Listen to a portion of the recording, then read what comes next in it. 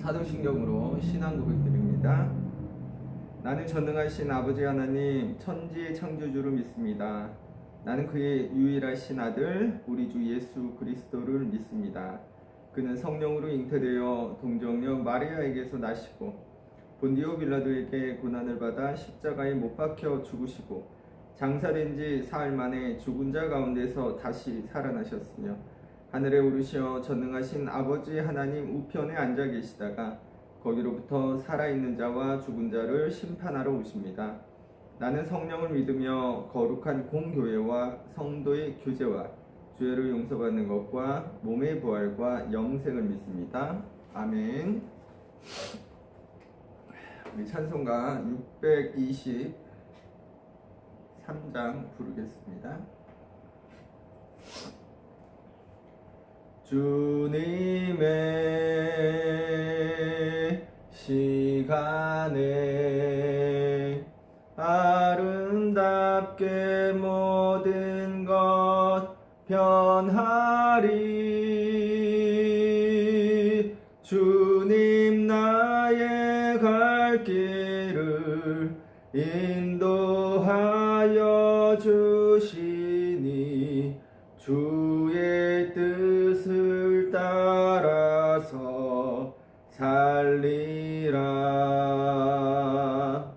주님의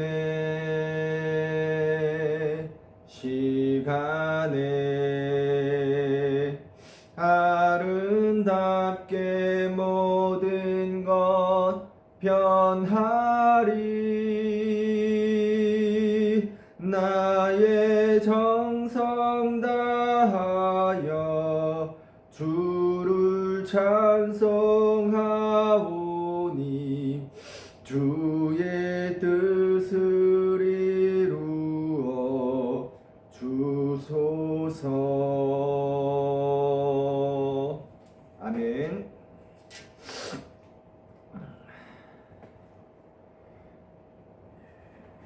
오늘 말씀은 이사야 21장입니다. 봉독하겠습니다. 해변 광야에 관한 경고라. 젖병이 광야에서 두려움 땅에서 내게 회오리 바람같이 몰려왔도다. 혹독한 묵시가 내게 보였도다. 속이는 자는 속이고 약탈하는 자는 약탈하도다. 엘람이여 올라가고 메드여 에워싸라. 그의 모든 탄식을 내가 그치게 하였노라 하시도다. 이러므로 나의 요통이 심하여 해산이 임박한 여인의 고통 같은 고통이 나를 엄습하였으므로 내가 괴로워서 듣지 못하며 놀라서 보지 못하도다. 내 마음이 어지럽고 두려움이 나를 놀라게 하며 희망의 서광이 변하여 내게 떨림이 되도다. 그들이 식탁을 베풀고 파수꾼을 세우고 먹고 마시도다. 너희 고관들아 일어나 방패의 기름을 바를지어다. 주께서 내게 이르시되 가서 파수꾼을 세우고 그가 보는 것을 보고하게 하되 마병대가 쌍쌍이 오는 것과 나기 때와 낙타 때를 보거든 귀 기울여 자세히 들으라 하셨더니 파수꾼이 사자같이 부르짖기를 주여 내가 낮에 늘 망대에 서 있었고 밤이 새도록 파수하는 곳에 있었더니 보소서 마병대가 쌍쌍이 오나이다 하니 그가 대답하여 이르시되 함락되었도다 함락되었도다. 바벨론이여 그들이 조각한 신상들이 다 부서져 땅에 떨어졌도다 하시도다. 내가 짓밟은 너여 내가 타작한 너여 내가 이스라엘의 하나님 만군의 여호와께 들은 대로 너희에게 전하였노라. 두마에 관한 경고라. 사람이 세일에서 나를 부르되 파수꾼이여 밤이 어떻게 되었느냐 파수꾼이여 밤이 어떻게 되었느냐. 파수꾼이 이르되 아침이 오나니 밤도 오리라. 내가 물으려거든 물으라. 너희는 돌아올지니라 하더라. 아라비에 관한 경고라. 드단 대상들이여 너희가 아라비아 수풀에서 유숙하리라. 대마 땅의 주민들아 물을 가져다가 목마른 자에게 주고 떡을 가지고 도피하는 자를 영접하라. 그들이 칼날을 피하며 뺀 칼과 당긴 활과 전쟁의 어려움에서 도망하였음이니라. 주께서 이같이 내게 이르시되 품꾼의 정한 기한같이 1년 내에 게달의 영광이 다 쇠멸하리니 게달 자손 중 활가지 용사의 남은 수가 적으리라 하시니라. 이스라엘의 하나님 여호와의 말씀이니라. 아멘.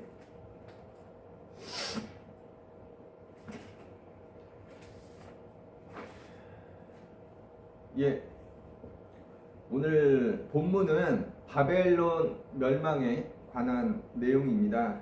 9절에서 바벨론이 언급되기 때문에 바벨론 멸망으로 보는 게 맞겠지만요. 사실 지역적으로나 역사적으로나 많은 논쟁이 있는 본문입니다. 1절에서 해변 광야라고 하는데 바벨론은 광야나 바다와는 별로 관계가 없는 지역이고요. 2절에서 엘람과 메대가 바벨론을 공격하는데 이도 역사적인 논증이 있습니다. 그래서 오늘 본문은 우리가 성서를 역사적인 사실로 받아들이려 하면 좀 곤란해진다는 것을 단적으로 보여주고 있습니다. 오늘 본문 1절에서 10절까지 바벨론 멸망의 내용 중에서 좀 살펴보고자 하는 것은요. 먼저 제국의 운명이 하나님께 달려 있다는 것이고요. 또 하나는 예언자의 고통입니다. 우리가 잘 알듯이 북이스라엘이나 남유다나 하나님 손에 사용되는 제국에 의해서 멸망합니다. 그러나 그렇게 하나님의 도구가 되었던 그들, 제국들도 다시 하나님의 손에 의해 멸망합니다. 그들이 멸망하는 이유는 하나님의 뜻이 아닌 우상을 섬기며 교만했기 때문인데요. 하나님의 방향성인 평화가 아닌 폭력과 압제와 착취가 또한 이유입니다. 아수르도 바벨론도 마찬가지였습니다. 며칠 전인가요? 미국이 베네수엘라를 공격하고 그 나라의 대통령을 잡아갔어요. 엄연히 주권이 있는 나라를 그냥 쳐들어가서 그 나라 대통령을 체포한다니 이게 무슨 일인가요? 명분은 마약이었지만 이라크 전쟁과 같은 석유가 그 목적인 것으로 알려집니다. 거기다가 예전 식민지에서나 있던 총독을 세워 통치하겠다고 하는 것 같고요. 반항하면 2차 공격, 다시 공격할 거라는 협박도 있습니다. 그리고 지금은요, 덴마크의 영토인 그린란드를 미국이 차지하겠다고 하는 것 같더라고요. 미국이 그린란드가 꼭 필요하니까 그래야 되겠답니다. 내가 필요하면 아무 나라나 쳐들어가고 협박하고 빼앗고 그러면 됩니까? 뭐 미국이 깡패입니까? 도적입니까? 지금 2026년인데요. 어째 예전 칼로 정복 전쟁을 하던 그 시대로 돌아간 것 같고요. 제국주의 시대로 돌아간 것 같습니다. 저는 트럼프의 미국을 보면서요. 아수르가 또 바벨론과 같은 나라가 떠오릅니다. 온 땅을 두렵게 만들었던 세계 최강의 강대국이었지만요. 결국 하나님 손에 찍힘을 당하는 그 최후가요. 문제는 그들이 하나님에 의해 멸망당하기까지 저지르는 포악과 압제와 착취에 있겠습니다. 많은 사람이 고통받고 또 굶주리고 죽어갈 수 있기 때문에요. 저는 미국이 오늘 이사야 21장 2절 말씀을 좀 보면 좋겠습니다. 공동 번역으로 읽습니다. 2절 말씀. 참혹한 광경을 나는 환상으로 보았다. 배신하던 자가 배신당하고 침략하던 자가 침략당하는구나. 엘라마 올라오너라. 메데야 에워싸거라. 모든 탄식 소리를 내가 잔재우리라. 참혹한 광경이 벌어지는 거예요. 배신하던 자가 배신당하고 침략하던 자가 오히려 침략을 당하게 됩니다. 그리고 그 모습이 참혹한 거예요. 하나님이 그 일을 하신다는 것 기억하면 좋겠고요. 그렇다면 오늘 바벨론 멸망에 관한 예언은 어떤 의미가 있을까? 어떤 교훈을 줄까? 두 가지만 말씀드리면, 먼저는 바벨론이 누리는 그 제국의 위세와 교만이 영원하지 않다는 겁니다. 그들의 교만은 반드시 패망을 불러온다는 것. 그러니 바벨론의 지배 아래서도 포기하고 낙심하지 말라는 위로와 희망을 위한 것이 아닐까 싶고요. 한편으로 영원하지 않을 그 바벨론을 의지해서도 안 된다는, 그들의 영광 안에 거주하려 해서는 안 된다는 그런 교훈도 주는 게 아닐까 싶습니다. 실제로 바벨론 포로에서 해방된 사람들이요, 모두 고향 유다로 돌아간 게 아니거든요. 그들 중 많은 사람이 바벨론에 그대로 남습니다. 이어서 11절, 12절은 소제목이 두마에 관한 경고인데요. 12절 말씀만 보겠습니다. 묻고 싶거든 얼마든지 다시 와서 물어보아라. 죄송합니다. 하수꾼이 대답한다. 아침이 오면 무엇하냐? 밤이 또 오는데 묻고 싶거든 얼마든지 다시 와서 물어보아라. 제가 공동번역으로 읽었는데 하수꾼의 대답이에요. 아침이 오긴 오는데 그러면 무엇할까? 다시 밤이 올 건데. 여러분, 세상에는 전쟁과 압제와 착취와 같은 것, 폭력이 끊이지 않습니다. 약자는 강자에게 압제당하기 일수이고 빼앗기기 일수입니다. 잠시 아침이 오는 것처럼 해방된 듯 싶지만 또 다른 누군가가 그 자리를 대신하고요. 또 다시 밤이 옵니다. 그래서 우리가요, 하나님 나라를 사모하고 간절히 그 나라를 소망하며 또 그 나라를 이뤄가야 하는 이유가 여기에 있습니다. 힘이 없어도 가난해도 어디가 부족해도 결핍이 있더라도 적어도 인간답게 살 수 있는, 인간의 존엄성을 귀히 대접받을 수 있는 그런 세상을 우리가 소망해야 하는 이유가 있는 거예요. 우리는 예수 그리스도를 통해 이미 그 나라를 보았고 알고 누리고 있습니다. 교회 공동체는 이미 이루어진 하나님 나라이기 때문에 그렇죠. 우리가 그 나라를 세상으로 확장해야 하는 이유가 거기에 있는 겁니다. 아수르나 바벨론과 같은 나라가 지배하는 그런 세상이 바뀌어야 하는 거예요. 그 나라가, 그 세상이 바뀌어야 하는 겁니다. 누구나 빼앗거나 빼앗기지 않는, 누구나 존중받으며 살 수 있는 그런 세상으로, 또 그런 세상이 될 때 그 세상에 사는, 그 나라에 사는 누구에게나 행복하게 살 기회가 주어지기 때문에요. 13절에서 17절은 소제목이 아라비아에 관한 경고인데요. 14, 15절에서 목마른 자에게 물을 주고 도피하는 자를 영접하라고 말씀합니다. 15절을 보면 이들은 전쟁 피난민인 것 같아요. 난민들입니다.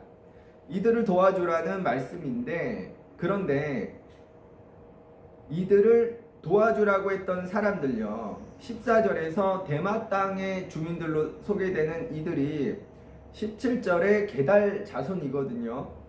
그런데 도와주라고 한 뒤에 16절에 보면 게달의 영광이 다 쇠멸하리니, 17절에서는 게달 자손 중 활 가진 용사의 남수가 적으리라 말씀합니다. 도와주라고 말씀한 뒤에 그들이 갑자기 이렇게 쇠락하게 되는 거예요. 망하게 되는 겁니다. 왜일까? 추측컨대 그들이 하나님의 말씀대로 그들을, 난민들을 돕지 않아서가 아닐까 싶어요. 오늘날에도 지구촌에서는 크고 작은 전쟁이, 분쟁이, 싸움이 일어납니다. 거기에는 난민이 생겨나고요. 그들은 필사적으로 살기 위해 고향을 떠납니다. 알고 보면 우리나라도 전쟁 난민들이었고요. 그래서 한국전쟁 때 우리가 그렇게 원조를 많이 받을 수 있게 되었던 거거든요. 그리고 예수님도요, 헤롯을 피해 애굽으로 피난 갔던 난민이셨다는 거 우리가 기억하면 좋겠습니다. 누군가 나에게 도움을 요청하는데 나에게 그렇게 할 충분한 것이 있다면 우리는 그렇게 하면 좋겠어요. 양과 염소의 비유에 나오는 일들처럼 크지 않아도 작은 일들, 내가 가진 여벌의 옷이 많다면 그 중에 한 벌 내어주는 일, 목마른 자에게 물 한 잔 내어주는 일, 내가 먹을 것이 많다면 빵 한 조각 떼어주는 그런 적은 일을, 사실 우리가 날이 갈수록 세상이 각박해지는 것을 느끼는 이유는요, 사람들이 그 적은 일을 하지 않아서이기 때문이거든요. 그리고 중요한 것은 내가 누군가를 돕지 않으면요, 나도 그 도움을 받기가 쉽지 않습니다. 오늘 본문 2절에 보면 배신하던 자가 배신당하고요, 또 침략하던 자가 침략을 당한다고 하잖아요. 마찬가지로 돕지 않는 자는 도움받기가 쉽지 않습니다. 그런 풍조가 있는 세상이라면, 그런 사회라면, 내가 누군가를 돕지 않는 그런 사회, 그런 세상이라면요, 그런 사회, 그런 세상에서 나 역시 도움받을 수가 없는 것입니다. 그래서 내가 누군가를 도와줄 때, 그런 일들이 자주 일어날 때, 사람들이 그런 인식을 가질 때, 아, 도와줘야 되는구나, 돕는 것이 맞구나, 그런 인식을 갖게 될 때 그 세상에서 나 역시 도움을 받을 수 있다, 기억하면 좋겠습니다. 그리고 끝으로 예언자의 고통만 말씀드리려고 해요. 오늘 본문에서 예언자는 아파하고 괴로워하고 고통스러워합니다. 왜요? 바벨론의 멸망 때문에요. 3절 4절 읽겠습니다. 이러므로 나의 요통이 심하여 해산이 임박한 여인의 고통 같은 고통이 나를 엄습하였으므로 내가 괴로워서 듣지 못하며 놀라서 보지 못하도다. 내 마음이 어지럽고 두려움이 나를 놀라게 하며 희망의 서광이 변하여 내게 떨림이 되도다. 예언자는요, 자기의 고통을 여인의 해산과 같다고 표현하고 있습니다. 그가 얼마나 아파하고 괴로워하는지를 표현해 주고 있어요. 그는 두려워하고요, 그 두려움과 또 괴로움으로 떨고 있습니다. 이것은 임박한 멸망을 앞둔 바벨론에 대한 예언자의 연민과 동정심을 보여줍니다. 그리고 예언자는요, 공격당하고 정복당하는 바벨론을요, 지금 어떻게 보고 있냐면 피해자의 입장에서 보고 있는 것 같지 않은가요? 사실 바벨론은요, 예언자에게 그리 좋은 일을 한, 예언자의 나라에, 그들의 친구에게 그렇게 좋은 일을 한 나라가 아니었을 거예요. 가해자였을 겁니다. 가해자. 그런데 그 가해자의 고통 때문에 예언자도 고통받고 있는 거예요. 이런 예언자의 태도는요, 우리 지구촌 곳곳에서 벌어지고 있는 전쟁의 참상, 그로 아파하고 죽어가고 고통받는 사람들, 또 자연재해 때문에 발생한 재민들, 그들을 우리가 어떻게 보고 그들을 어떻게 대하여야 할 것인가에 대해 알려주는 바가 있죠. 우리는요, 멀리서 벌어지는 어떤 전쟁 기사를 볼 때 그냥 강 건너 불구경하듯이 그렇게 봅니다. 가자지구도 그랬고요, 지금 베네수엘라를 보는 우리 역시 마찬가지인 것 같아요. 나와는 관계없잖아, 나와는 상관없잖아. 그래서 그들의 고통에 무관심합니다. 그리고 앞서도 말씀드렸듯이 오늘 예언자에게 바벨론의 멸망은 어쩌면 반가운 소식일지도 모르는 거예요. 그러나 전쟁으로 인한 고통, 그것이 누구의 것이든 그들의 고통과 죽음으로 예언자가 괴로워하고 있다는 거예요. 우리가요, 예수님 믿는 사람들 아닙니까? 예수님이 우리 안에, 우리 마음 안에 계시다고 하잖아요. 우리도 오늘 예언자처럼 그 고통이 누구의 고통이든 그 고통 자체를 보고 아파하고 안쓰러워하고 그 사람의 고통을 나눠야 하지 않을까 싶어요. 왜냐하면 예수님은 그렇게 하시니까. 우리가 구약을 보면서 흔히 하는 오해가 있는데, 하나님은 폭력적이라는 거예요. 그런데 그렇지 않습니다. 오늘 예언자의 괴로움이요, 사실 알고 보면 바로 하나님의 괴로움인 거예요. 하나님은 마치 지옥의 염라와 같은 그런 분이 아니시고요, 이 세상의 고통에, 또 자기가 창조하신 모든 피조물의 고통에 창자가 끊어지는 그런 고통을 나누시는, 느끼시는 분이십니다. 오늘 예언자의 고통도 알고 보면 하나님의 고통을, 하나님의 괴로움을 예언자가 대신 표현하고 있는 것 뿐일 거예요. 설교를 마칩니다. 여러분, 어떤 이유에서든 전쟁이나 폭력은 안 됩니다. 하나님이 우리에게 힘을 주신 이유는요, 그 힘으로 누군가의 것을 빼앗으라고 주신 게 아니고요, 누군가를 압제하라고 주신 게 아니고요, 지키라고 주신 겁니다. 도우라고 주신 거예요.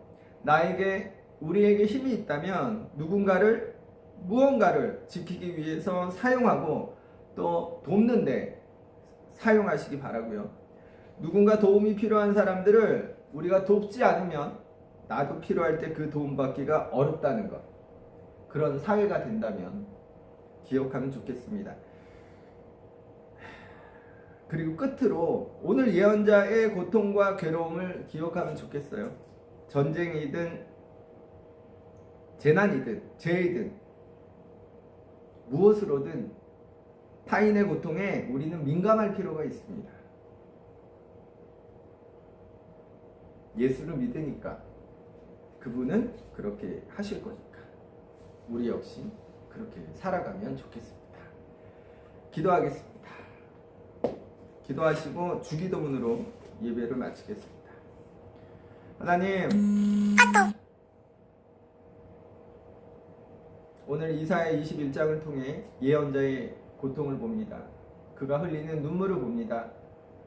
어쩌면 극심한 고통을 주던 가해자였던 바벨론의 멸망은 예언자에게도 기쁜 소식일 겁니다. 그런데도 예언자는 바벨론의 멸망에, 바벨론이 당하는 고통에 괴로워하고 아파하며 그것을 여인의 해산의 고통에 빗대고 있습니다. 하나님, 우리가 예수 믿는 사람들인데, 우리가 믿어서 구원받은 사람들인데, 우리 안에 예수님이 계신데 우리는 타인의 고통에 얼마나 민감한지, 아파하는 사람들의 눈물에 얼마나 같이 슬퍼하는지, 한숨 짓는 사람들의 한숨에 얼마나 안쓰러워하는지, 지금도 이 지구촌 곳곳에서 전쟁과 또 기아와 재난으로 인해, 재해로 인해 수많은 사람들이 고통받고 또 어린 아이들이 굶어 죽어가고 있습니다. 하나님, 우리에게 예수의 마음을 허락해 주시고 오늘 예언자의 마음을 허락해 주셔서 우리도 함께 아파하고 괴로워하게 하여 주시기를 기도합니다. 또한 우리가 그렇게 함께 아파하기 때문에 또 우리가 아플 때 누군가가 우리를 위해서 함께 울어주고 아파할 수 있다는, 아파한다는 그 사실 역시 우리가 기억하면 좋겠습니다. 성령으로 우리의 마음에 사랑을 주시고 오늘 예언자의 마음을 주셔서 예수님처럼 고통에 민감한 사람들 되게 하여 주시고 또 도움의 손길을 넉넉히 전할 수 있는 우리 모두가 되게 하여 주시기를 바라고 원하며 예수님 이름으로 기도합니다. 아멘.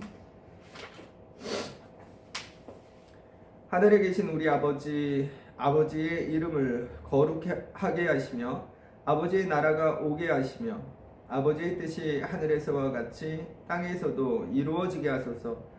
오늘 우리에게 일용할 양식을 주시고 우리가 우리에게 잘못한 사람을 용서하여 준 것 같이 우리 죄를 용서하여 주시고 우리를 시험에 빠지지 않게 하시고 악에서 구하소서.